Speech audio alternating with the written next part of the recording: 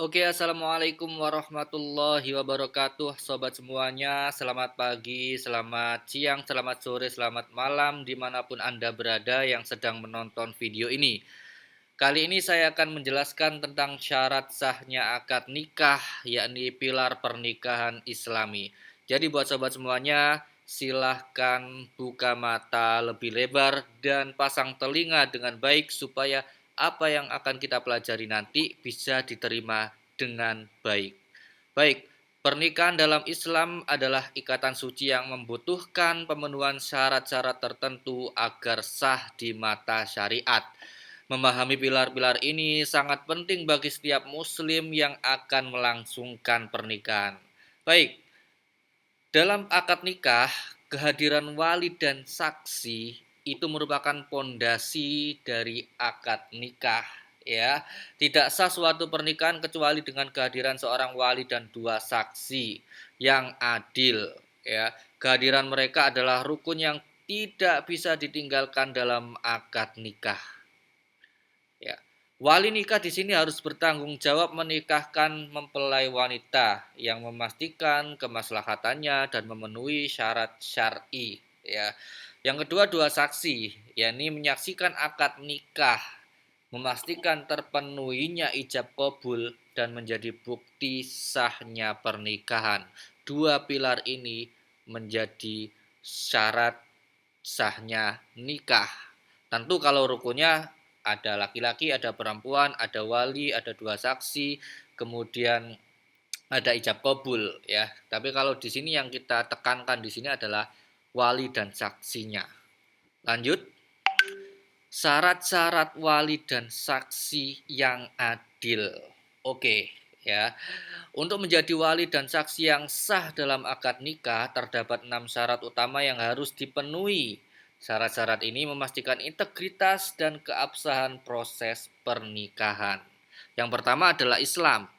Wali dan saksi harus beragama Islam. Pasti ya, pengecualian ini di bawah ini untuk pernikahan seorang budak perempuan itu tidak disyaratkan Islamnya seorang tuannya, ya, gitu ya. Lanjut lagi. Ini karena pengecualian dan di sini jarang dan sudah tidak ada perbudakan, maka kita akan fokus ke yang kedua, yaitu harus berakal. Enggak boleh itu orang sudah orang kondisi gila atau hilang ingatan, dia tidak memenuhi syarat menjadi wali ataupun saksi, ya.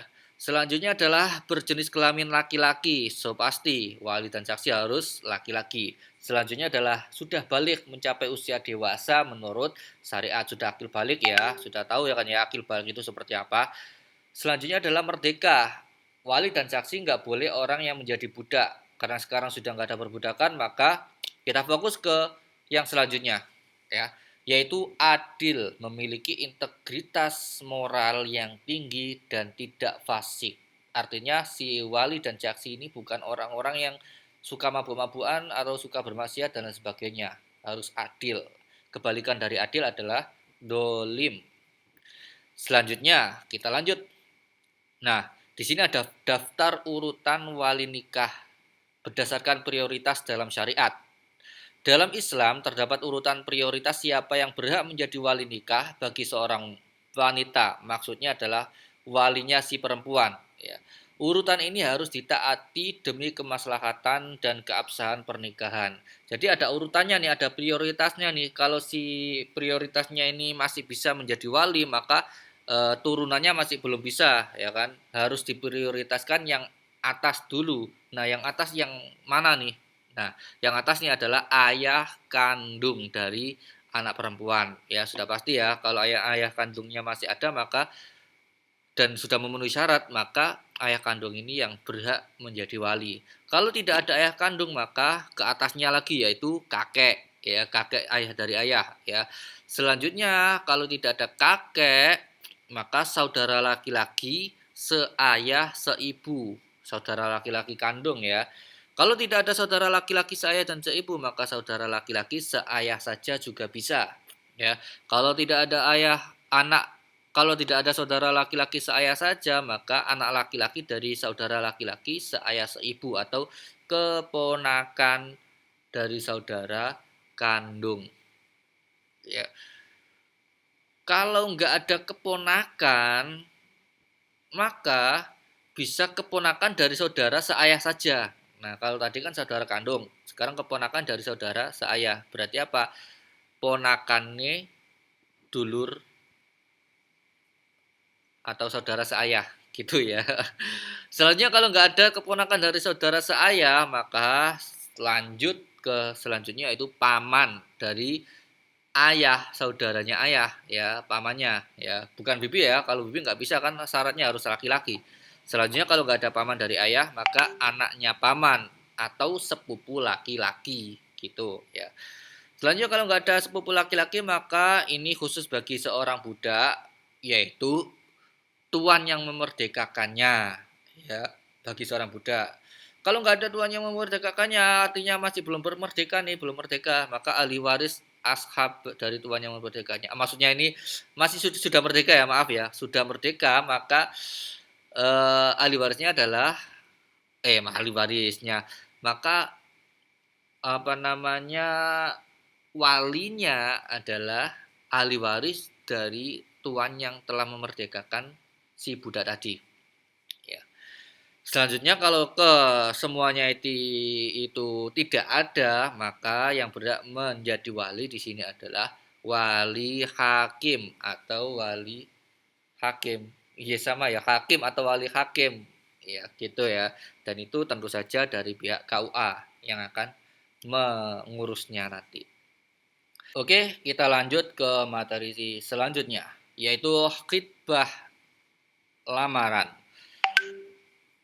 Dalam tanda kutip etika dan batasannya. Khitbah adalah proses lamaran yang merupakan bagian dari langkah awal menuju pernikahan.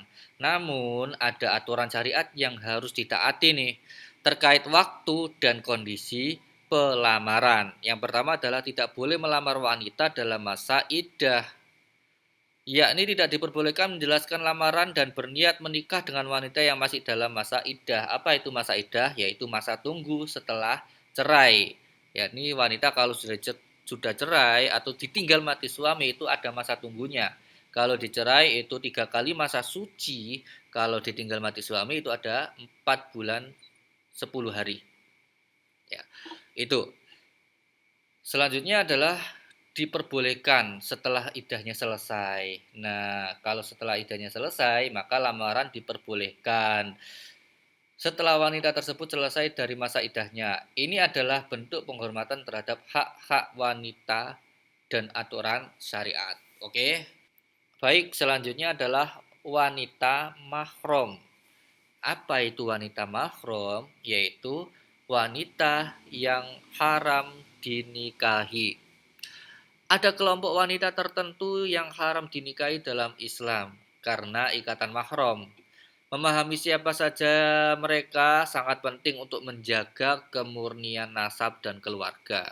Secara umum, wanita mahram dibagi menjadi 3 kategori utama. Nah, apa aja itu? Yang pertama adalah mahram sebab keturunan. Kategori yang pertama. Dan kategori yang pertama ini memiliki beberapa orang nih ya. Ada 7 wanita yang haram dinikahi karena ikatan nasab atau keturunan langsung. Yang pertama adalah ibu dan ke atasnya, yaitu nenek, nenek buyut dan seterusnya. Itu nggak boleh dinikah ya, ibumu, nenekmu dan seterusnya nggak boleh dinikah.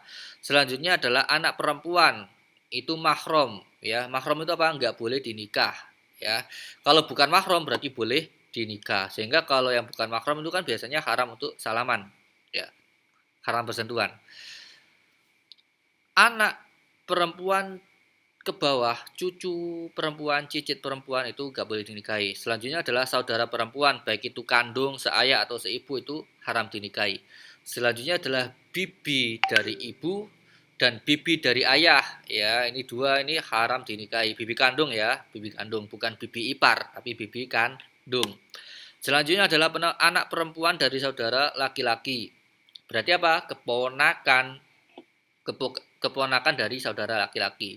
Yang selanjutnya adalah anak perempuan dari saudara perempuan, keponakan dari saudara perempuan. Orang-orang ini adalah orang-orang yang nggak boleh Anda nikahi. Sepupu boleh apa tidak? Boleh karena tidak ada dalam orang-orang ini. Ya, sepupu boleh. Sepupu itu boleh dinikah. Ya. Selanjutnya adalah, tapi kalau di Jawa, nah kalau di Jawa malah minduan itu ada budaya yang itu nggak boleh dinikahi. Sebenarnya dalam Islam itu boleh, tapi karena ada Jawa yang di situ menggailokkan, maka biasanya orang itu mematuhi itu. Ya. Selanjutnya adalah golongan yang kedua, mahram sebab menyusu dan perkawinan. Nah, ada dalam redaksi lain ini disendirikan, menyusu sendiri, perkawinan sendiri sehingga menjadi tiga kan. Tapi di sini disatukan. Oke, selain nasab, selain dari golongan nasab, ada golongan ikatan menyusui dan perkawinannya juga dapat menciptakan status mahram yang mengharamkan pernikahan tadi. Yang pertama adalah mahram sebab menyusui. Ya, dua kategori mahram karena menyusui yaitu yang pertama adalah ibu yang menyusui. Wanita yang menyusui seseorang hingga menjadi ibu susuan baginya. Ya. Jika ada anak laki-laki, bayi disusui oleh, anggaplah katakannya Bu Marni menyusui anaknya orang namanya Joko. Joko dan Bu Marni ini mahram. Joko nggak boleh nikah dengan Bu Marni, ibu susuannya. Ya. Selanjutnya adalah saudara perempuan sesusuan. Jika si Bu Marni tadi menyusui Joko yang bukan anaknya sendiri ya, kemudian Bu Marni juga menyusui Budi, anaknya orang lain juga, kemudian Bu Marni juga menyusui Fitri, ya kan anaknya orang lain juga ya, jadi ada 3 orang anak nih disusui sama Bu Marni. Joko sama Fitri itu mahram saudara sesusu. Maka Joko nggak boleh nikah sama Fitri. Jadi buat teman-teman semuanya, buat sobat semuanya, anak didik semuanya ya, siswa-siswa semuanya. Kalau seandainya Anda semua melihat ada anak seseorang atau anak adikmu atau mungkin anakmu sendiri ya disusui oleh orang lain dan dia masih belum usia 2 tahun ke atas, ya masih bayi, disusui oleh ibu orang lain, maka kamu harus memperhatikan betul-betul atau mencatatnya betul-betul supaya nanti si anak tadi tidak keliru ketika menikah. Jangan-jangan si anak tadi nikah dengan saudara sesusuannya. Bisa jadi orang tadi juga menyusui orang lain dan si anak tadi nikah dengan saudaranya sesusu. Atau bisa jadi anaknya tadi nikah dengan anaknya Bu Marni tadi, anak kandungnya. Nah, ini menjadikan nikahnya tidak sah karena itu adalah mahram. Maka harus benar-benar catat ketika kamu atau anak kamu atau ketika saudara atau orang sekelilingmu disusui oleh orang yang bukan ibu kandungnya sendiri. Oke, kalau nggak tahu gimana Pak? Ya nggak tahu ya nggak ada hukumnya kan, nggak tahu. Kecuali kalau ada yang memberitahu maka seketika itu menjadi batal nikahnya ya.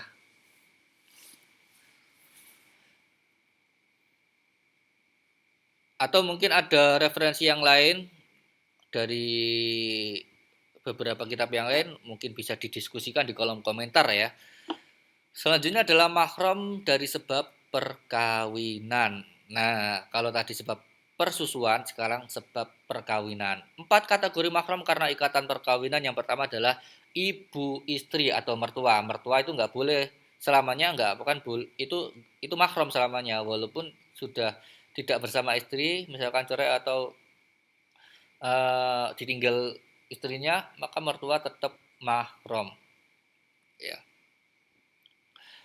Selanjutnya adalah anak tiri yang sudah disetubui ibunya. Salah ini ya, mohon maaf. Anak tiri yang ibunya sudah disetubui. Nah, itu gimana sih ini? Maaf salah ya. Anak perempuan dari istri yang telah digauli. Maksudnya gimana? Maksudnya gini. Selamat punya istri atau gini, saya coba bukakan di Photoshopnya ya. Nah, gini. A. Ahmad. Ahmad jatuh cinta dengan B. Bella. Ternyata Bella itu adalah seorang janda. Dia punya anak namanya Citra. Si A sama si B nikah. Citra menjadi anak tirinya si A. Anak tirinya si A ini itu akan menjadi mahram jika A dan B sudah melakukan hubungan suami istri. Maka si C akan menjadi auto mahram. Ya, oke, seperti itu paham ya? Oke, kita lanjut. Selanjutnya adalah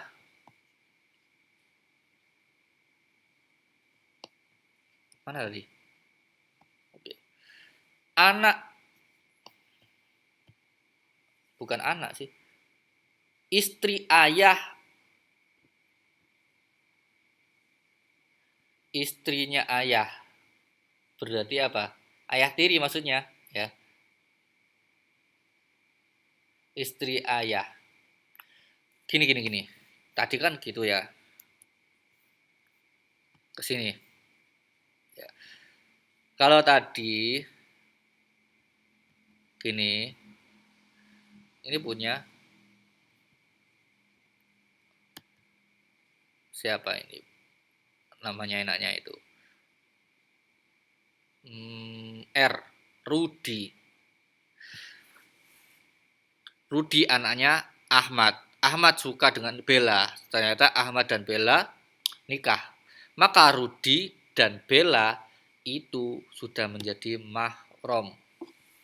Ya, Bella sudah menjadi mahramnya Rudi. Nggak boleh dinikah. Oke, seperti itu. Baik, kita lanjut.